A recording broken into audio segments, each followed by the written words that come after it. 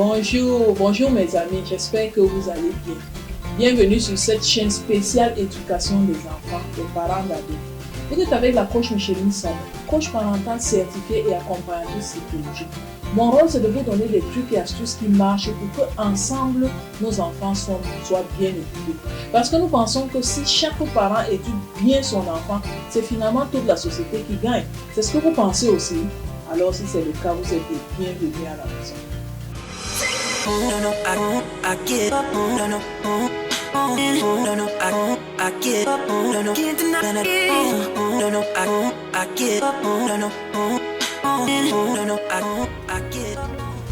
Dites-moi, vos enfants ont confiance en eux? Moi aujourd'hui, mes enfants ont beaucoup plus confiance en eux, mais je vous assure, ça n'a pas toujours été le cas. Il y a l'un de mes enfants qui manquait tellement de confiance en elle que même si elle composait, elle écrivait et elle trouvait la bonne réponse, si vous lui disiez que cette réponse était fausse, elle barrait la bonne réponse pour écrire, elle-même ne savait plus quoi. C'était flagrant parce que son raisonnement la menait à trouver la réponse qu'elle a trouvée, mais elle ne pensait pas que c'était la bonne réponse. Est-ce que vos enfants ont ce problème? Moi, j'ai vécu ça dans ma famille. Aujourd'hui, ça va beaucoup mieux et je voudrais partager avec vous les trucs et astuces qui ont fait qu'aujourd'hui, mes enfants ont beaucoup plus confiance en vous.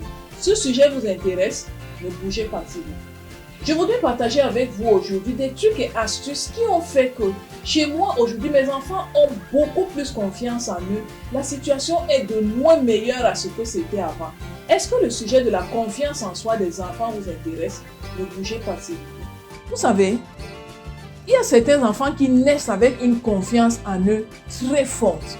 Comme vous le savez déjà, pour ceux qui me suivent sur les réseaux sociaux, vous savez que j'ai été enseignante pendant 10 ans, je vous l'ai déjà dit. Et il y a eu une scène qui m'a marquée pendant mes années de service.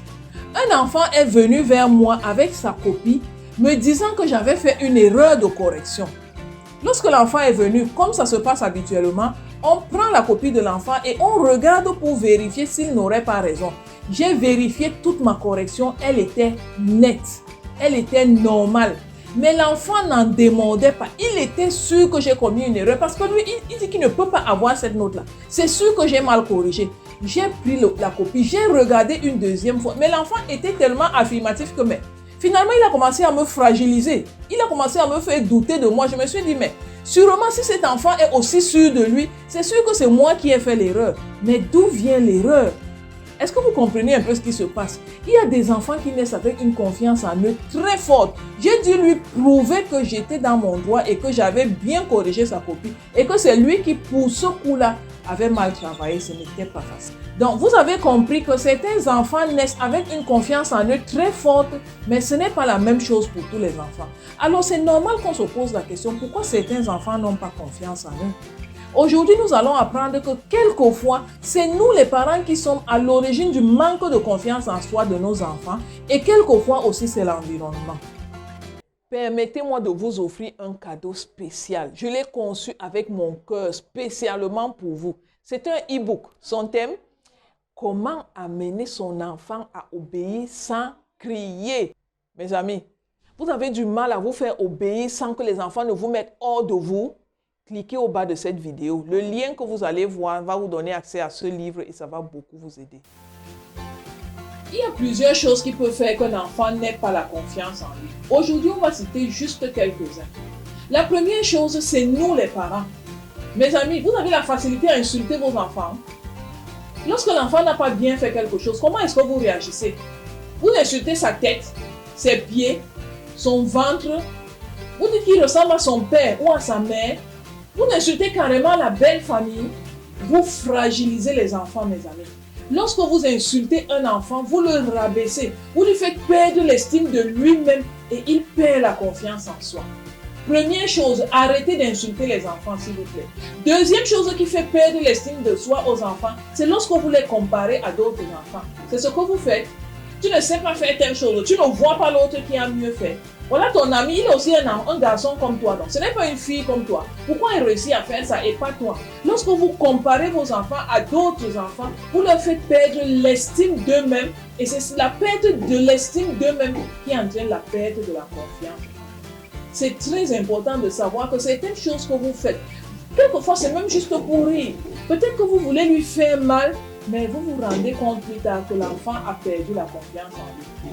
Je voudrais attirer votre attention aussi sur la différence qu'il y a entre la confiance en soi d'un enfant et un ego surdimensionné, qui est un orgueil ou une fausse fierté. Il faut bien faire la différence. Si vous bâtissez votre enfant pour qu'ils aient confiance en eux et que vous le faites trop, vous finissez par les rendre orgueilleux, vous finissez par les rendre suffisants, vous finissez par les rendre trop fiers d'eux et finalement ça devient un défaut. Donc lorsqu'il s'agit de bâtir la confiance en soi des enfants, il faut avoir l'équilibre. Comment bâtir la confiance en soi d'un enfant? Si votre enfant est timide, si votre enfant doute toujours de lui, si votre enfant est comme mon enfant qui avait trouvé une réponse et qui bat parce qu'elle n'est pas sûre d'elle, qu'est-ce qu'il faut faire? C'est la partie intéressante, n'est-ce pas? La première chose qu'il faut faire, c'est d'apprendre à apprécier votre enfant. Appréciez votre enfant. Je n'ai pas dit de mentir, je n'ai pas dit de dire quelque chose qui n'est pas vrai. Cherchez dans ce que l'enfant fait qui est vrai et dites-le lui. Parlez, qu'il entende. Il faut qu'il sache que son parent est fier de lui parce qu'il a fait telle ou telle chose. Vous savez, tous les enfants veulent avoir l'approbation de leurs parents. Vous comprenez? C'est instinctif.